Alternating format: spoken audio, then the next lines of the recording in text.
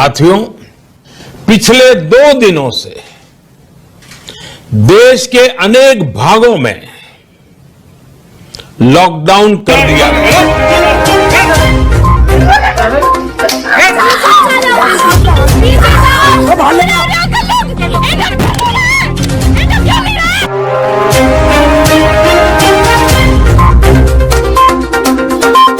आपको बचाने के लिए, आपके परिवार को बचाने के लिए आज रात 12 बजे से घरों से बाहर निकलने पर। दोस्तों, आप सभी का एक बार फिर स्वागत है। देश और दुनिया की तमाम बड़ी खबरों को इस वीडियो में जानेंगे, लेकिन इससे पहले अगर आप चाहते हैं कि ये खबरें आपके पास सबसे पहले पहुंचे तो लाल बटन को दबाकर चैनल को सब्सक्राइब करिए। और दोस्तों, आज की पहली बड़ी खबर जो निकल के आ रही है कि कोरोना पर पाना है काबू तो लगना चाहिए 6 से 8 हफ्ते का लॉकडाउन। आईसीएमआर हेड ने दिया ये सुझाव। जी हां, देश में कोरोना की दूसरी लहर भयंकर रूप लेती जा रही। वही भारतीय आयुर्विज्ञान अनुसंधान परिषद के महानिदेशक डॉक्टर बलराम भार्गव ने कहा कि कोरोना की चैन तोड़ने के लिए 6 से 8 हफ्ते का संपूर्ण लॉकडाउन लगना चाहिए।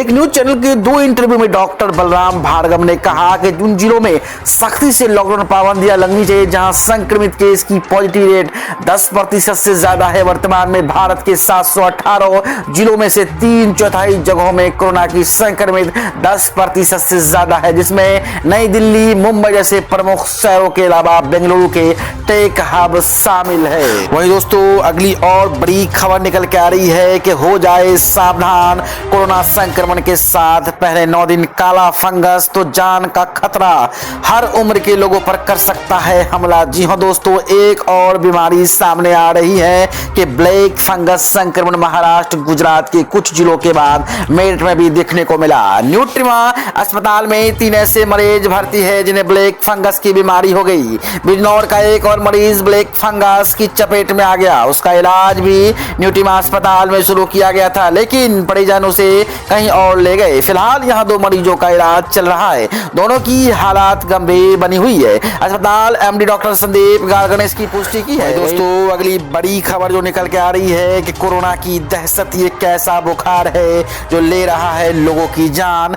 कोरोना शहर में नहीं है, अपितु गांव में भी तेजी से इसका प्रकोप बढ़ रहा है।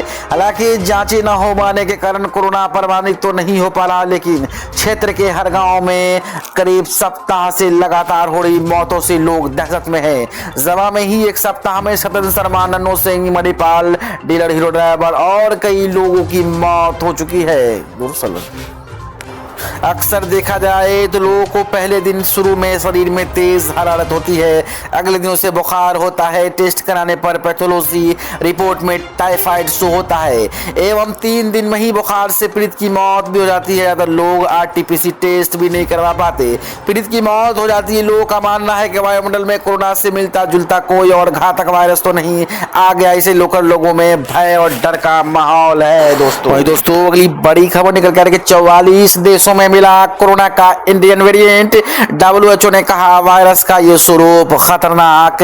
WHO ने कहा कि भारत में पिछले साल पहली बार सामने कोरोना वायरस का B1617 स्वरूप 44 देशों में पाया गया। ये स्वरूप चिंताजनक है। संयुक्त राष्ट्र की संस्थाएं दिन इसका आकलन करती है क्या SARS-CoV-2 के स्वरूप में संक्रमण फैलाने और गंभीरता की लिहाज से बदलाव आए हैं। राष्ट्रीय स्वास्थ्य प्राधिकारी द्वारा लागू जन स्वास्थ्य और सामाजिक कदमों में बदलाव की आवश्यकता है।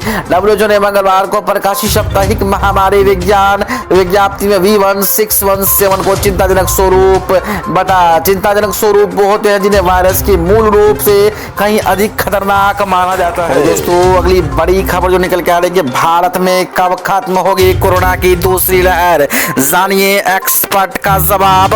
प्रतिष्ठित विषाणु विज्ञानी शाहिद जमील ने मंगलवार को कहा कि भारत में कोविड-19 की दूसरी लहर धीमी पड़ती हुई लग रही है, लेकिन संभवतः ये पहली लहर से ज्यादा लंबी चलेगी और जुलाई तक जारी रह सकती है। जमील अशोक विश्वविद्यालय में द्विवेदी स्कूल ऑफ बायोसाइंस के निर्देशक है। इंडियन एक्सप्रेस द्वारा आयोजित एक ऑनलाइन कार्यक्रम में जमील ने कहा कि कोविड की दूसरी लहर अपने चरम पर पहुंच गई है और ये कहना अभी जल्दबाजी होगी। जमील ने कहा कि संक्रमण के मामले भले ही कम हो गए, लेकिन बाद में स्थिति की आसान नहीं लगती है।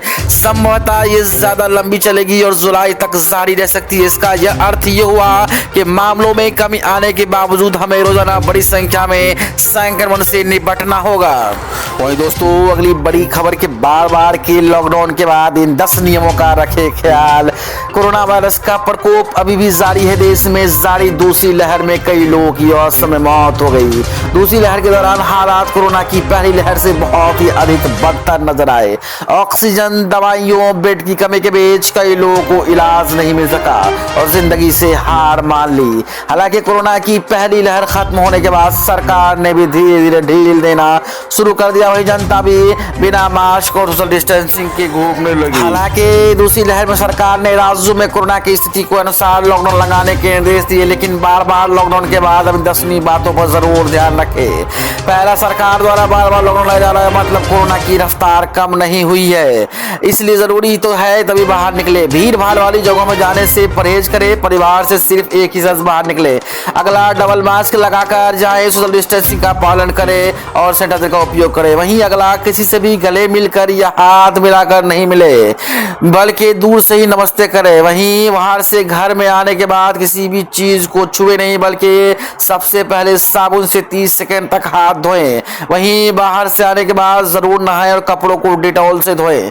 वहीं फल और सब्जियों को अच्छे से 2 बार पानी से धोएं और आप पहले नमक के पानी से धोएं, उसके बाद सफेद पानी से धोएं। दोस्तों, आज की बड़ी खबर जो निकल के आ रही है कि बैंक का ये मैसेज भूल कर भी न करे इग्नोर, वरना करना पड़ेगा 1000 रुपये जुर्माना। फटाफट चेक करें डिटेल अपना। जी हाँ, क्या आपने पैन कार्ड को अपने आधार कार्ड से लिंक करा है? अगर नहीं तो तुरंत पैन को आधार कार्ड से लिंक करा ले, क्योंकि अब तारीख नहीं बढ़ेगी और आपको जुर्माना देना पड़ सकता है। अब बैंक भी पैन को आधार से लिंक कराने के लिए SMS और मेल कर रहे हैं। ऐसे में आपका बैंक और आपका पैन आधार से जुड़ा कोई मैसेज या ईमेल भेज रहा है तो इसे इग्नोर मत करिए, क्योंकि अब सख्ती से बहुत बढ़ गई है। अब लिंक ना कराने पर जुर्माना देना होगा। अभी तक हमारे चैनल को सब्सक्राइब नहीं किया तो चैनल को सब्सक्राइब कर दीजिए, लाल बटन को दबाकर बेल आइकन को प्रेस कर दीजिए और वीडियो को